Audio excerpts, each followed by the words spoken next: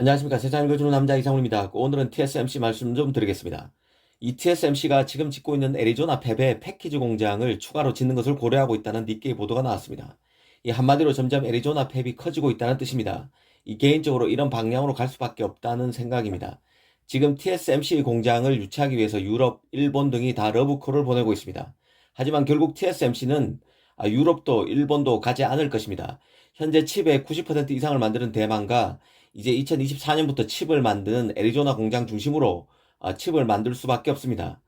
그런 맥락에서 애리조나 팹이 커지는 것은 당연한 수순이라고 봅니다. 그간 애리조나 팹은 점점 몸집이 커지고 있는 상황이었습니다. 건설 발표 당시만 해도 월간 웨이퍼 생산 규모가 12인치 기준으로 2만 장이었습니다. TSMC 기준으로 메가 팹만 해도 월간 기준 그 웨이퍼 생산량이 2만 5천 장에 달합니다. 이 메가 팹에도 못 미치는 규모였는데요.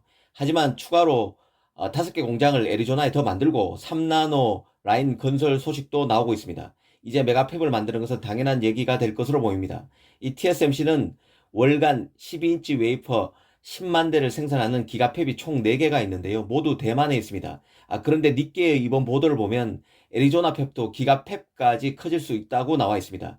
월간 기준 웨이퍼 12만 대까지 생산할 수 있다는 것입니다. 2000만 해도 웨이퍼 2만 대 생산이었는데 이제는 6배인 월간 기준 12인치 웨이퍼 12만 대까지 커질 수 있다는 것입니다.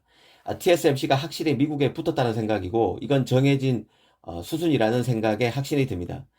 이번에 그 새롭게 추가한다는 패키징 공정도 잘 봐야 하는데요. TSMC가 모든 기가팹을 대만에 두는 이유가 있습니다. TSMC의 경우 패키징과 테스트 작업을 인하우스 형태로 내재하고 있는데 그래도 일부 외주를 줍니다. 이 대만의 경우 파운드리 업체뿐만 아니라 패키지 테스트 업체도 기라성 같은 곳이 많습니다. 반도체 제조 공정은 기본적으로 웨이퍼 공정, 패키지 공정, 테스트 공정으로 나눠집니다. 이 반도체 기사에서 자주 등장하는 용어 중에 프론트엔드 공정은 전공정으로 불립니다. 이 웨이퍼 공정을 말하고요. 이 백엔드 후공정이라고 하면 이 웨이퍼 공정 이후 그 패키지와 테스트 공정을 의미합니다. 이 패키징은 가공이 끝난 실리콘 웨이퍼에서 자른 칩을 포장하는 작업입니다. 각종 불순물과 충격으로부터 칩을 보호하고 메인보드와 신호를 원활하게 교류할 수 있도록 그 배선을 재배열하는 공정입니다. TSMC 입장에서는 애리조나에서 만드는 칩의 규모가 점점 커지고 있어서 패키징 공장도 검토하는 것으로 보입니다. 모든 공장이 한 곳에 있어야 효율이 높아집니다. 애리조나 팹은 계속 커질 수밖에 없다는 뜻입니다. 이미 그 웨이 저자 TSMC CEO는 올 4월에 애리조나의 땅을 더 추가로 취득했다고 밝힌 상태입니다. 이 공장 부지는 가능할 것으로 봅니다. 미국도 패키징 공장을 환영할 수밖에 없는데요. 아시아에서도 집중도가 높은 칩 패키징은 미국 정부가 자립을 원하는 분야입니다. 한때 상대적으로 세련되지 못한 것으로 간주됐던 이 칩 포장 작업은 이제 칩의 성능을 좌우하는 핵심 공정으로 진화하고 있습니다. 실제 그 니케이 보도를 보면 이 TSMC가 계획하고 있는 미국 공장은 각기 다른 기능을 가진 칩을 하나의 패키지에 재배열하는 최신 3D 적층 기술을 포함할 것이라고 되어 있습니다. 사실 미국이 자체 제조망을 구축하겠다는 의미는 냉정하게 보면 미국이 TSMC를 아직 못 믿는다는 얘기와 같습니다.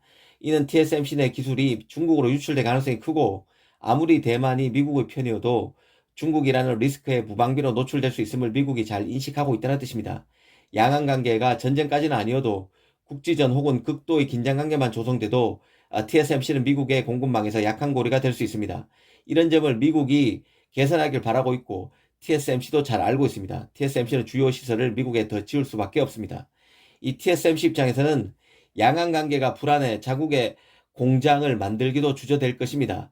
올 7월은 공산당 창당 100주년이고 오는 2027년은 인민해방군이 창군 100주년을 맞습니다.